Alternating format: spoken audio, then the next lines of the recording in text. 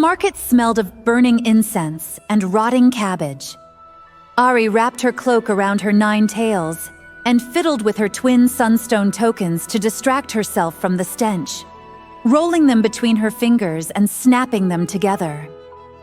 Each one had the shape of a blazing flame, but they were carved in such a way that their sharper edges fit together, forming a perfectly smooth orb. She had carried the golden stones since before she could remember, though she had no knowledge of their origin. Though Ahri was in a new environment, she was comforted by the latent magic buzzing all around her. She passed a stand with dozens of woven baskets filled to the brim with polished rocks, shells etched with legends from a seafaring tribe, gambling dice carved from bones, and other curious items. Nothing matched the style of Ahri's sculpted tokens. Care for a gem to match the blue of the skies? Asked the gray-bearded merchant. For you, I'll trade a cerulean bauble for the cost of a single cry-raven feather, or perhaps the seed of a jubji tree. I'm flexible. Ahri smiled at him, but shook her head and continued through the market, sunstones in hand. She passed a stand covered in spiky orange vegetables, a child selling fruit that shifted color with the weather, and at least 3 peddlers swinging tins of incense, each of whom claimed to have discovered the deepest form of meditation. Fortunes, come get your fortunes told, called a young woman with lavender eyes and a soft jawline. Find out who you'll fall in love with, or how to avoid unlucky situations with a pinch of burdock root, or if you'd prefer your future left to the gods, I'll answer a question about your past, though I do recommend finding out whether or not you're at risk for death by poisoning. A tall vastaya with feline ears was about to take a bite of a spiced pastry. He froze and stared at the fortune teller in alarm. The answer is no, by the way. Yours for free, she said, curtsying at him before turning to Ahri. Now you look like you've had a dark and mysterious past. Or at least some tales worth sharing. Any burning questions for me, lady? Beneath heavy layers of incense, Ahri paused at the scent of wet fur and spiced leather lingering at the woman's neck. Thank you, but no, she replied. I'm still looking around. You won't find any more Ymelo tokens in this market, I'm afraid, the woman said, nodding to Ahri's sunstones. Like the ones you have. The back of Ahri's neck prickled, and she drew closer to the woman. She would not let her excitement get the better of her. Do you recognize these? Where do they come from? The woman eyed Ahri. I think they're Ymelos anyway, she said. Never seen a pair in person. He only carved a small number in his time, and many of the sets were separated in the war. Dead rare, those. Ahri leaned closer with each word. I'm Hirin, by the way, the woman said. Do you know where I might find this craftsman? Ahri asked. Hirin laughed. No idea, but if you come in, I'll tell you what I know. Ahri wrapped her cloak around her shoulders and eagerly followed the fortune teller past her booth and into a caravan decorated wall-to-wall with animal skins. Tea? Hirin asked. I brewed it this morning. She poured 2 cups of liquid the color of plum wine, taking one for herself. The tea tasted of bitter oak bark, masked by a cloying dollop of honey. Hirin held out a hand for the stones, but Ahri kept them close. I'm getting the sense that these are special to you, she said with a wry smile. Don't worry, I have no interest in peddling stolen sunstones. Bad for a girl's reputation. Can you tell me where they come from? Asked Ahri, handing them over gingerly. Hirin held them up to the light.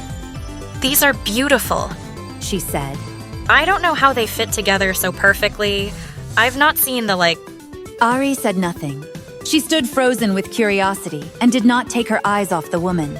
Legend says the sculptor known as Ymelo collected fossilized lizard eggs from 1,000 years ago that he carved into intricate shapes.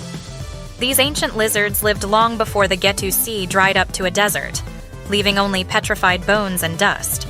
Hirin coughed, and Ahri detected a bitter note upon her breath, as if she had been drinking vinegar. Ymelo stones are designed as small pieces that fit into a larger sculpture, she continued. The woman dangled the golden pieces in front of Ahri's face. Just as your past has left you with information to be desired, these stones may have many more parts that, when combined, create another shape altogether. Who knows what you'll become when you track down your history? With the missing pieces, you may learn more than you'd like. Those are pretty words, Ahri murmured, staring at the woman. After a moment of silence, Hirin chuckled. Some threads of truth, threads of my own invention. A fortune teller's weaving must be seamless. The woman retrieved a hunter's knife from a cabinet. I weave in just enough of what you desire to make you stay, she said. Till the tea slows your muscles, that is. A low growl escaped Ahri's lips. She would tear this woman apart. She tried to pounce, but her limbs did not obey. She was rooted in place. Oh, there's no need for that, lady. I only need a single tail. Useful for a variety of potions, you see, and extremely valuable. Or so I think. Never seen a vastaya with foxtails before. The tea freezes any pain along with your mobility. Hirin wrapped a bandage around one of Ahri's tails. Ahri tried to resist, but she still could not move. You'll wake up tomorrow good as new, she said. Well, with one less tail, do you really use all 9? Ahri shut her eyes and reached out to the reservoirs of magic around her. The environment had plenty ripe for the taking, but she was too weakened by the tea to draw them to her. Instead, she reached into Hirin's mind, which was far more malleable, and pushed. Ahri opened her eyes and stared hard into Hirin's. They deepened from lavender to violet.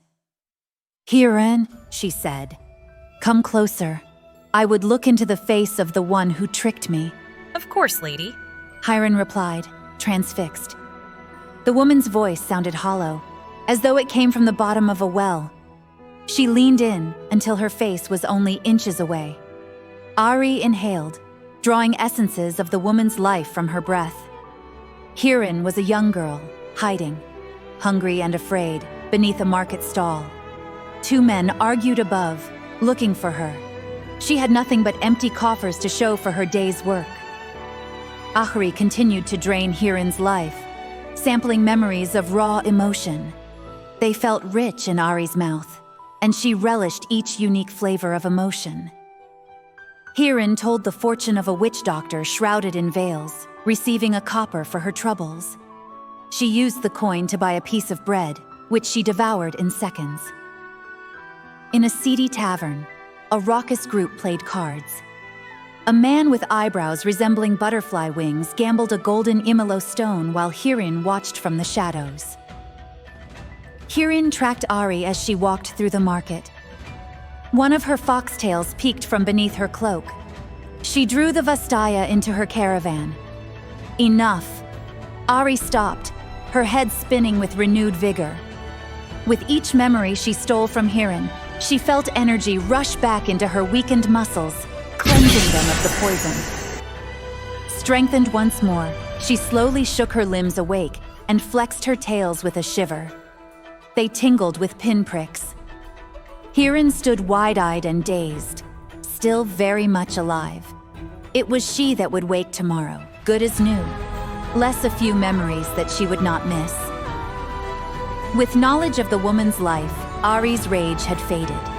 She brushed her hand against the fortune teller's cheek, then wrapped her cloak tightly around her shoulders and stepped out into the sunlit market.